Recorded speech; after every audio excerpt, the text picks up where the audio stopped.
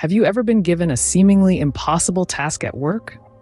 Picture this. You're the new kid on the block, walking into your dream job at a prestigious company, in this case, a mailing company named J. Walter Thompson, or JWT for short. Now, this isn't your typical office scenario. You see, there's a twist. A batch of apples, damaged by frost and covered in black spots, has just arrived. These apples were meant to be distributed to customers. But seeing their condition, management is horrified. So, what's the solution? Well, in many companies, there's a tradition of sorts, a rite of passage, if you will. The unenviable task of dealing with these problematic apples falls on the newcomer, the young manager named James Yang. Just imagine the scenario. You're James Yang, saddled with this seemingly insurmountable challenge. Imagine being James Yang, left with the daunting task of distributing these unsightly apples. What would you do if you were in James's shoes? Imagine being handed a task that seems impossible, a task set up for failure. You're the new guy, and you've been given an entire batch of frost-damaged, black-spotted apples to sell.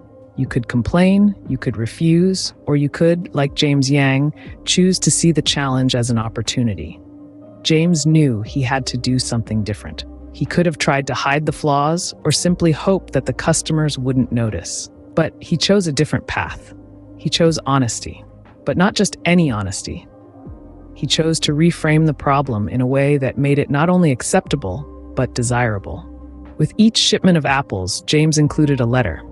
And in this letter, he didn't apologize for the black spots. No, he highlighted them.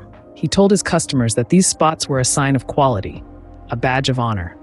He explained that these apples were grown in the mountains where the temperatures fluctuated dramatically, and it was these temperature changes that gave the apples their unique juiciness, sweetness, and aroma. But James didn't stop there. He made a promise. If his customers found that his claims were not true, they could return the entire shipment, no questions asked. Now that's confidence. That's a guarantee that says, I believe in what I'm selling, and I think you will too. And guess what? Not a single apple was returned. Instead, the demand for these black-spotted apples soared. Customers started requesting them, specifically asking for the apples with spots. James had taken what others saw as a problem and turned it into a unique selling point, a characteristic that set these apples apart from all the rest. And just like that, James turned a problem into an opportunity. He didn't allow the challenge to defeat him. He didn't see the spots as a defect, but as a feature. And that's the kind of thinking that can transform not just a batch of apples, but an entire business. What's the takeaway from James's story? Well, it's all about perspective. Often we're handed situations that seem impossible, filled with obstacles that appear insurmountable. But here's the twist. Those obstacles, they're not roadblocks, they're opportunity markers. Just like James, we too can transform seemingly impossible tasks into innovative solutions. James didn't see spoiled apples with black spots. He saw a unique selling point. He didn't see disgruntled customers. He saw an opportunity to educate and engage. This perspective shift didn't just solve his problem, it created a demand that wasn't there before. That's the magic of perspective. It's like turning the lens of a kaleidoscope. Suddenly the same pieces form a new, beautiful pattern. So next time you face a challenge, don't just look at it head on.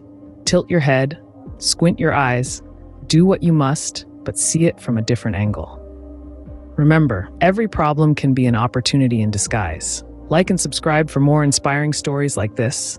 Until next time, keep finding the opportunities in your challenges.